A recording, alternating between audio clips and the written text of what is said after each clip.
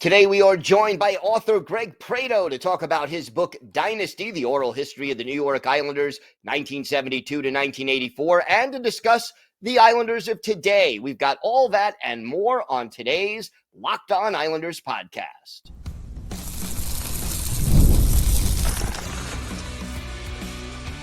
You're Locked On Islanders, your daily podcast on the New York Islanders, part of the Locked On Podcast Network, your team every day.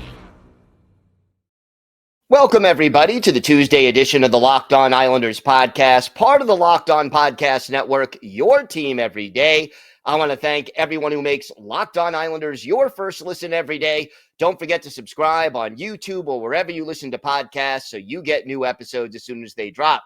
Today's episode is brought to you by FanDuel. Right now, new FanDuel customers can get $150 in bonus bets if your first $5 bet wins. I am Gil Martin. I have been covering the New York Islanders for almost 2 decades, and I am the author of the book Ice Wars on the Islanders' history of their rivalry with the Rangers. We have a special guest today, Greg Prato, the author of Dynasty, the oral history of the New York Islanders, 1972 to 1984. He has some great insights into the Islanders' history and their dynasty years. And we'll talk a little bit about today's Islanders as well. So make sure you stick around. And without further ado, here is Greg Prato. It is my pleasure to welcome back to the show author Greg Prato. He last time was speaking about his new book, Hapless Islanders. Now he is here to talk about this book, Dynasty, the oral history of the New York Islanders, 1972 to 1984, a subject that is near and dear to all Islander fans' hearts. And Greg, what first inspired you to write this book? Well, like most of the books I've written, it's always on a subject that I wanted to read a book about, but there was not a book about that specific subject. I know there's been a lot of books written about the Islanders over the years, even prior to the book I did, Dynasty, which came out, I should have looked it up before I did the interview. It was in around 2011, 12, 13, around that area is when I did that book, I believe. But up until that point, there was never really a book that told the whole Dynasty story from the beginning from 1972 all the way through 83 and also 1984. So pretty much I wanted to do the book that told the whole story. I like the oral history setup, which is pretty much, if people aren't that familiar with it, it's a subject like, say, it'll be the 1980 Stanley Cup Finals. And the whole chapter, it's just an intro paragraph from me. Then the rest is just quotes from people that I interviewed for this book. And and I should mention, all the quotes in this book were exclusively done for this book. There were no outside sources used for this book. So yeah, pretty much, like I said, like all the books I've ever done, it's always a subject that it was near and dear to my heart. The Islanders are my all-time favorite hockey team, still to this day. And that's why I wanted to do the book. I just wanted to pay tribute to, I think we talked about this also on my last appearance. It really gets my goat, and I'm sure it also gets your goat and a lot of other people, how the Islanders are never given the respect. Like last night, they're making such a big deal about the Kansas City Chiefs, like, oh, they're going to be a dynasty. They're going to win 3 Super Bowls in a row. But yet there's never any mention of the Islanders winning 19 consecutive playoff series. Never, poor Al Arbour is never mentioned in the same breath as, say, Bill Belichick. It just, the lack of respect really gets my goat. You're not the only one. And it was even happening in real time, because if you go back to the early 80s, here are the Islanders winning 4 Stanley Cups, and here are the Rangers doing Sassoon commercials and all of that stuff. And the Islanders endorsements were very local and very limited. To this day, I think I mentioned this too on my last appearance. If you go around Long Island, you'll see a lot of Rangers flags, Rangers bumper stickers. It's probably 3-to-1 ratio with Rangers merchandise compared to Islanders merchandise. And it just, and the Rangers have won 1 Stanley Cup in the last how many years compared to the Islanders winning 4 consecutive in the early 80s. I don't know how that happens, but I guess if you're a team in Manhattan, you get a lot more respect than a team playing on Long Island. Or at least a lot more attention. So. Yeah, exactly. Yeah, absolutely. So who are some of the people that you spoke to for this book? And I know some of them, unfortunately, are no longer with us. This book came out, as you mentioned, I looked it up, 2012. Okay, 2012. Okay, yeah. Yeah, sadly, I mean, it just as you start getting older, sadly, more people tend to no longer be with us anymore. But yeah, at the time, I was lucky to get interviews with Al Arbour, which I believe was maybe his last interview ever. I also interviewed his wife, Claire, who was a fantastic interview because she never went on record telling her side of the story. So after I interviewed Al, I remember I hung up the phone and I was dealing with Claire setting up that interview. I remember. And it just a light popped on my head saying, wait a second, I should definitely speak to Claire. So I called her back and she was more than up for the interview. And it was great. She really told a lot of great stories about growing up with Al, because I didn't know that they were like, I think, high school sweethearts and they're from the same town and everything. Right. It was really interesting to hear their whole backstory. And she told us the whole story, how Al became he was coaching the Blues and all these other teams, and how he wasn't getting the respect or wasn't getting the breaks that he definitely deserved. And then luckily he came to the Islanders, and we all know the rest of that story. But I also interviewed Bill Torrey, who also sadly no longer with us, Clark Gillies, Jean Potvin, and then I interviewed also Chico Resch, who was a great interview for the book. Billy Harris I interviewed, who's another great gentleman who wasn't with the Dynasty Stanley Cup winning teams, but he was there throughout the 70s. And of course, he was part of the trade that brought Butch Goring to the Islanders. I also interviewed Bob Nystrom. Who else did I interview? Bryan Trottier. Langevin I interviewed. Dave Langevin. Dwayne Sutter. And also Eddie Westfall and Jiggs McDonald, and also Stan Fischler, who to this day I'm in contact with and is a great gentleman, Stan Fischler. Always has been. And I mean, Fischler has helped so many people in media and in hockey media, especially in the New York area. And you're right. I just want to jump in quick. Jimmy Devellano I interviewed, who may be either number one or one of the top interviews for the book. He is a gentleman who the Islanders should absolutely, with their Islanders Hall of Fame, he should have been one of the first people in there. He was the gentleman that helped draft a lot of the players that became a huge part of the dynasty. And he's been with the Detroit Red Wings now for decades. And of course, he helped build their Stanley Cup winning teams as well. So it was great speaking with him as well for the book. And he should be honored by the Islanders. I agree. I mean, Devellano did a lot. I mean, he wasn't making headlines at the time, or if he was, you didn't know he was the reason that this was happening. But, he made a lot of he helped Bill Torrey a lot with the scouting and everything else, and really had a huge impact on the early New York Islanders. What was the biggest surprise that you learned from all the interviews that you did?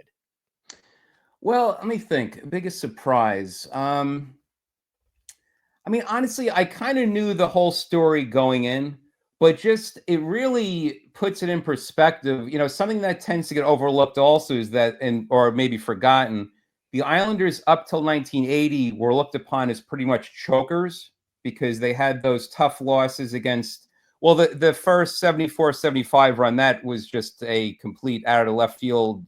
People were just happy that they got as far as they did and that they pushed it to Game 7 against the Flyers. And then it was also, I think, kind of understood, well, those next two seasons losses against the Montreal Canadiens, they were a great dynasty team, so that's kind of forgiven. But then Stan Fischler puts it in perspective that it was impossible to tell what was the worst, like, horrible fiasco, losing to the Maple Leafs in 78, or even worse, losing to the Rangers when you're I believe the Islanders were the President's Cup winning team that year, weren't they? Yeah, and then it didn't exist yet, but they did have the best record in the league. And just to fall apart against the Rangers of all teams, can't think of a worse thing. But when I asked Bryan Trottier about that, he said it just wasn't our time. And you know what? Looking back, he's 100% right. So you never know. You never know. No, you never know. And I remember Butch Goring telling a story where when he arrived on Long Island after the trade in, March of 1980? Yeah. And he basically got into that locker room and said, you guys don't realize how good you really are. Right. And how the rest of the league perceives your team. Mm-hmm. And, he was able to help build the confidence of that team after he arrived in 1980. And you really had two big additions down that stretch run. You had Butch Goring and then Kenny Morrow, who, Yes. you had the penalty killer and the center, and then you had the defensive defenseman. And those two guys really gave this Islanders team a big boost. There was actually a third. There was also Gord Lane joined the Islanders right Yes. around that time. And I remember Stan Fischler has very high praise for Gord Lane. His quote was that you always need a crazy guy on your team to do like off the wall stuff. And also Gord Lane's forgotten that he was a very tough player as well. He was a good fighter and, stood up for his teammates. So he was also a very important part of those Stanley Cup winning teams as well. Yeah, no doubt. And he doesn't get a lot of attention in hindsight because he was, more or less a third pair defenseman, but he really did add some toughness, and he was better defensively than a lot of people remember and give him credit for. Absolutely. So it was a rough ride. I mean, the 1975 run was so vital to this team. It really put them on the map. What struck you most about the players' impression of that first big playoff run? Well, I remember one interesting story was from Claire Arbour that she talks about. She actually was at Madison Square Garden when the Islanders won that deciding game. It was game 3. It was they split back then. It was the first team that only won 2 games. So she said that after everything was over, they went back home and they were just sitting just in silence. They couldn't even speak. They couldn't, her and also Al Arbour couldn't even comprehend what just happened. They just sat there in silence.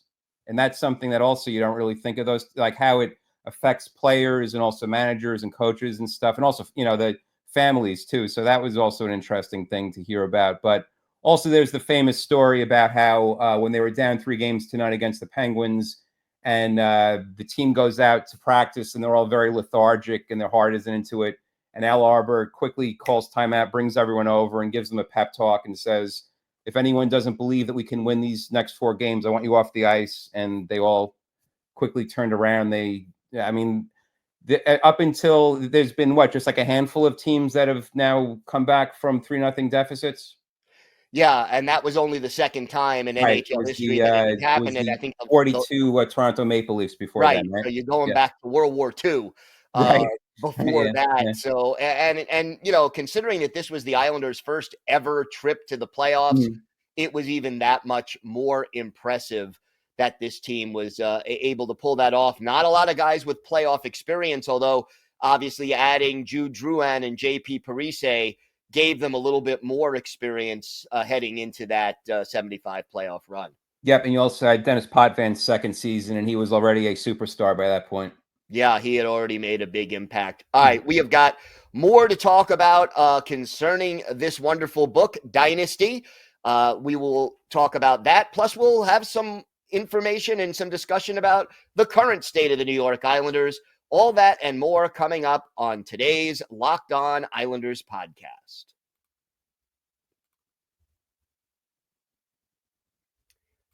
Today's episode is brought to you by FanDuel. When the game tips off, the NBA action is just getting started, and there's no better place to get in on it than FanDuel, America's #1 sportsbook. With FanDuel, you could place live bets throughout the game, so even if you miss the opening tip-off or want to bet on a fourth-quarter comeback, you could stay in the action. And if you're looking for a bigger payout, you could even combine your live bets into a same-game parlay. I love using FanDuel's live betting feature because it keeps every moment of the game exciting. Whether I'm backing my team for a late-game rally or picking a player to hit a clutch 3, I never feel like I've missed my chance. Plus, the app is easy to use, and when you win, you get paid instantly. Right now, new FanDuel customers can get $150 in bonus bets if your first $5 bet wins. Just visit FanDuel.com to join today. That's FanDuel.com for your shot at $150 in bonus bets. Make every moment more with FanDuel, the official sports betting partner of the NBA. We're back with Greg Prato, the author of Dynasty, the story of the oral history of the New York Islanders from 1972 to 1984. I got to ask you about May 24th, 1980, a day that Islander fans, probably the most memorable moment in the history of this franchise. You mentioned that you spoke to Bobby Nystrom. What did he tell you about that magic game-winning overtime goal that gave the Islanders their first cup? Well, he just talks about how between the third period and also overtime, him just sitting in the locker room and him just thinking to himself, saying, you know what, I'm going to be the one that's going to be scoring this game-winning, cup-winning goal. And then something that was very interesting in the book I learned, I believe, from Dave Langevin. He said if you watch the replay of how the whole play develops, whenever a big moment happens in sports, such as that goal right before it happened, the crowd gets very, very quiet.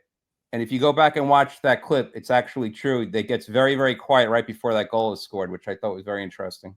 Yeah, and then, of course, Bedlam breaks out Yes. at the Nassau Coliseum. Yeah, And I interviewed the photographer Bruce Bennett for this book as well, and he said that was the loudest he's ever heard a arena after a Stanley Cup was being won. So take that, New York Rangers, with that 1994 Stanley Cup.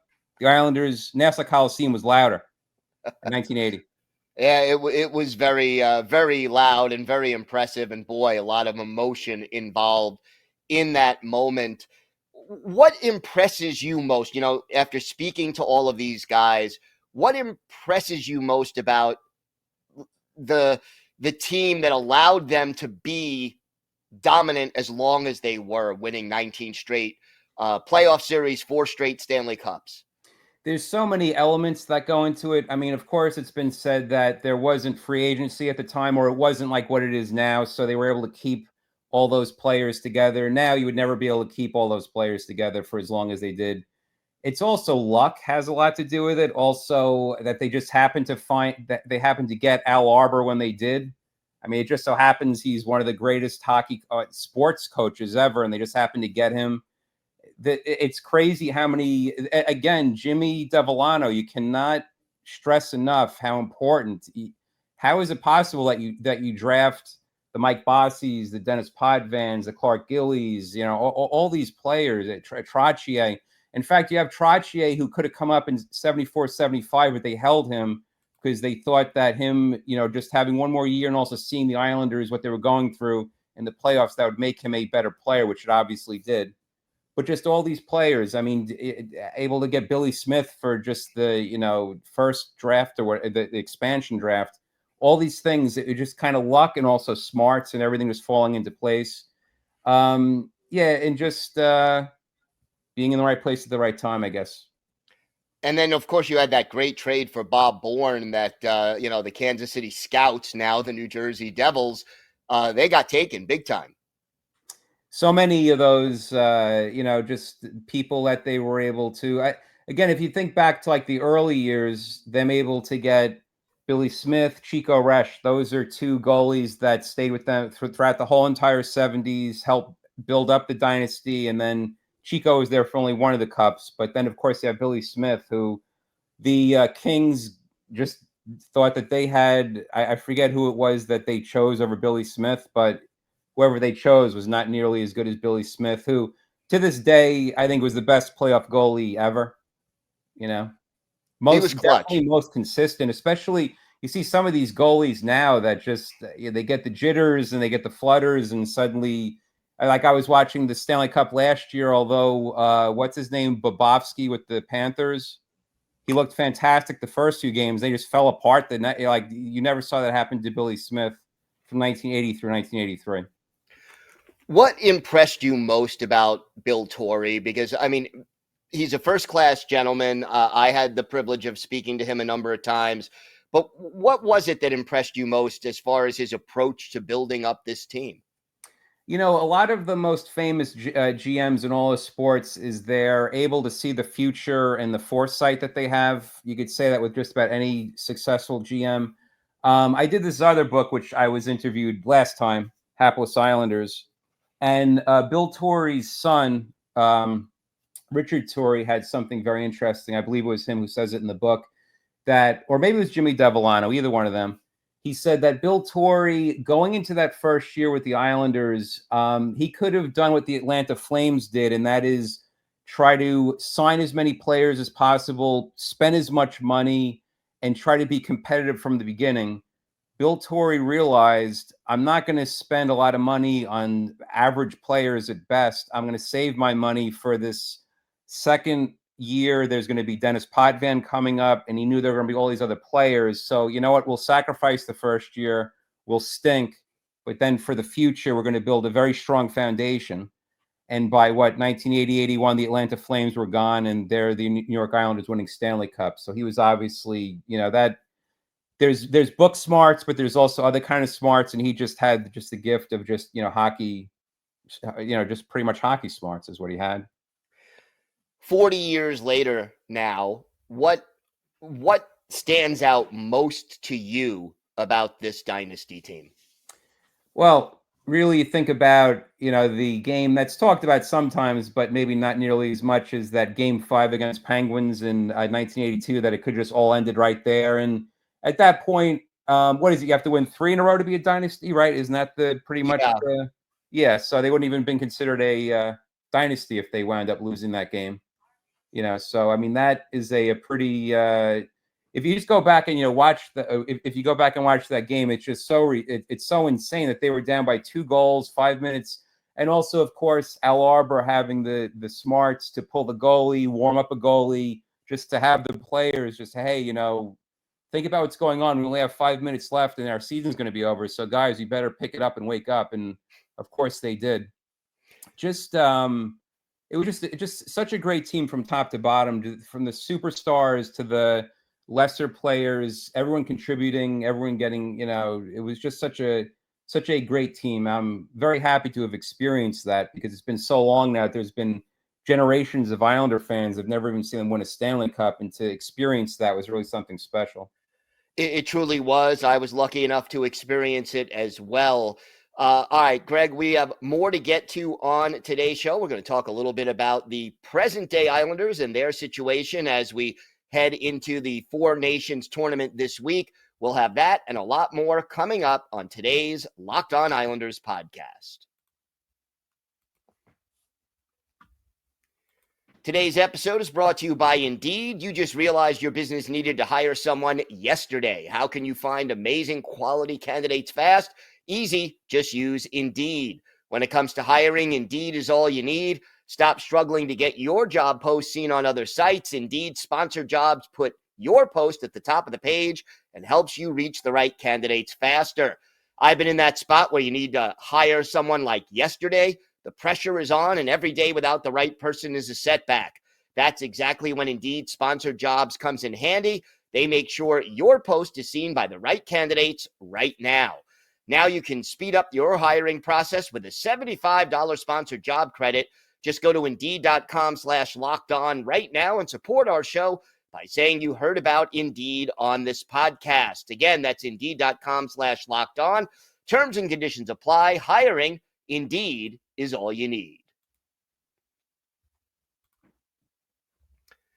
We're back with author Greg Prato, the author of Dynasty and Hapless Islanders, among other books about music and many other things. And Greg, I know you do follow the present-day Islanders as well as your vast historical knowledge. Here we are at the All-Star break / Four Nations tournament. The Islanders are in with a whole bunch of teams that are trying to fight for those 2 wild card spots. What do you think this team, where do you think they're at, and what do you think they should be doing right now as the trade deadline approaches? Well, I got to tell you, like I mentioned last time, there's really just 2 Islanders podcasts I watch. That's the Locked On Islanders podcast. I watch that. And I also watch Islanders Never Say Die. And the reason why I like both this one and also Islanders Never Say Die is it's pretty much, you seem to have the same kind of view. And I cannot agree more with what you have to say. To prove that I watch your podcast, you've coined a phrase that I think sums it up, that the Islanders are stuck in the muddy middle, I've heard you say. And that's 100% true. What drives me crazy is, like, does every single Islander fan see that they have to start trading away some of these older players except for Lou Lamoriello? I don't understand how everyone sees this except for him. And meanwhile, you got to tip your hat to the Rangers. That although I'm not a Rangers fan, that's an organization that's run very well. And if they're not going anywhere, then all right, then hit the reset button. Let's trade away some of these guys that, they're probably good guys. And, and the thing is too, they have families. It's difficult to move your whole family and everything like that. I understand. But when you're a professional hockey player, professional sports player, that just comes with it, so. I mean, they're never going to get more than they can possibly get if they trade Brock Nelson now. You have Kyle Palmieri coming up. His contract expires, right? So Dobson, you could probably get a lot of, it's, you have a very good, it wouldn't be like it wouldn't be like the horrible late 1990s where it was just hopeless. You have Sorokin, you still have Barzal, you have still a good, set that it wouldn't be too long to turn things around, but you have to sometimes take some, chances and some guesses, and they're just seemingly not willing to do that. I mean, I think it's one step back to take two steps forward. And if they don't take one step back to take two steps forward, it's like they're slowly sinking in quicksand. And, eventually they're going to end up at the bottom anyway, whether they like it or not. The thing is, too, I'm a big fan. My three teams, professional teams, are the Islanders, Mets, and Jets. And you got to give the Mets credit. The Mets did it right. 2 years ago, they were going nowhere. So they traded all their overpriced players. They got a lot of young players in return.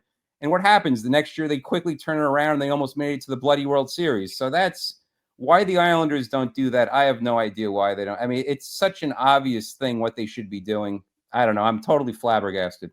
Yeah, it is tough for a lot of people, myself included, to figure out what's going on, because it just doesn't make sense to, keep bringing back the same bunch of guys as they get older and expect a different result. I mean, you haven't won a playoff series in the last 3 years. I'm not satisfied with every year basically squeaking in that you could have easily not even made the playoffs, but the last few games you have to win and you squeak in and then you just lose in the first round. What the hell? That's just like a loser mentality. Life is short. You got to take some gambles and try to shake things up and try to win some championships, I agree. And, you have Ilya Sorokin, who's in his prime right now. You don't want to waste that prime. You have the franchise goalie that you can build a team around. If you wait until he's 34 or 35, he's not going to be playing necessarily at the same level anymore. I agree. You have to, it's time. I don't know what, with this group, it's so clear that they're not just one or two little trades away from becoming a Stanley Cup team. So I don't know why Lou is holding on to these players. But hey, you know what? Let's give him the benefit. Well, I was going to say let's give him the benefit of the doubt, but he's done nothing the past few seasons. So why should we give him the benefit of the doubt? But who knows? Between now and the trade deadline, maybe the thing is too, I can never root against the Islanders, even if they're like, oh, I hope they lose. So I just can't root against them. But it's getting to the point, I mean, those last two losses were absolutely brutal, especially that last one when they're up 3-1. They found a way to lose. So I don't know. I'm totally at a complete loss for words at this point. I more than understand, Greg. I more than understand.